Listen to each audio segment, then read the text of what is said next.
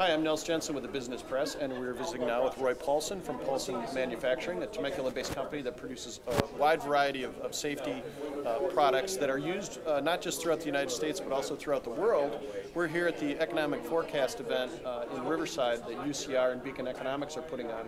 And on the panel, Roy, you mentioned just sort of the benefits of being a manufacturer, especially an exporting manufacturer, and how the weak dollar really can help you. And in fact, the current stimulus is going to potentially help even more. Well, when we think about the weak dollar, let's start off with it. I think that the dollar was slightly overvalued to start with. And as we're working in these different economies throughout the world, it isn't just U.S. economy and the renminbi over in China. There's hundreds of different types of economic transfers that need to occur.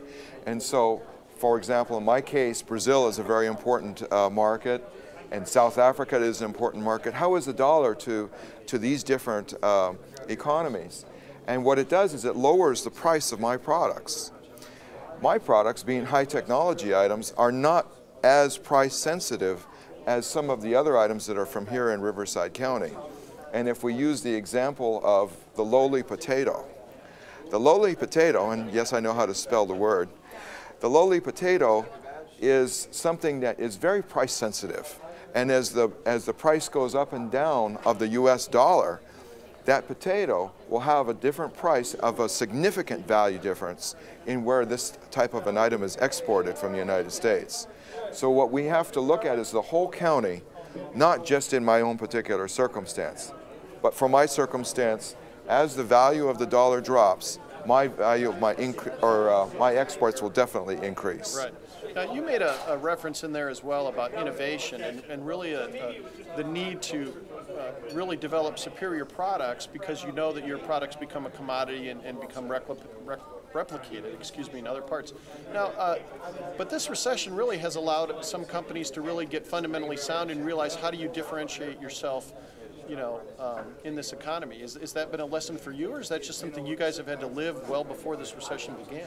Really, we lived it before the recession began. We had the experience of the pressure of foreign products coming into our markets, and we had the circumstance of that we were supplying the steel industry, for example, and the steel industry dropped down, and I had to look and find new markets. So we realized that innovation was key and critical. And one of the things that we did in our business is that we take defense contracts for research and development. I built a very nice laboratory at our facility. We take these types of contracts, but I take them with a little bit of a analysis of them. Can I commercialize these items, or can I take the technology and turn it into a commercial item later? It's one of the keys to our success. Sure. It's, best utilizing your research for long-term gain. And I got paid for it. Yeah, there you go. What are any other lesson that you think that the world that you've lived in seems to be something that a lot more companies are facing now? Any other lessons learned for them? Anything to share? Well, the manufacturers are generally doing well. As far as for lessons, and I'm a big promoter of exporting, I would say let's look at 25% of our product line as being exported. You don't want to lean on any one thing too heavily. And as this area continues to develop, and as I continue to develop my product lines, I'm always looking for the innovative item, because as soon as it's in the market, even if it is innovative, it becomes a commodity once it's there. So continuous development, and hopefully some nice partnering with the local universities. Excellent. All right. We've been visiting with Roy Paulson of Paulson Manufacturing. I'm Nels Jensen with the Business Press.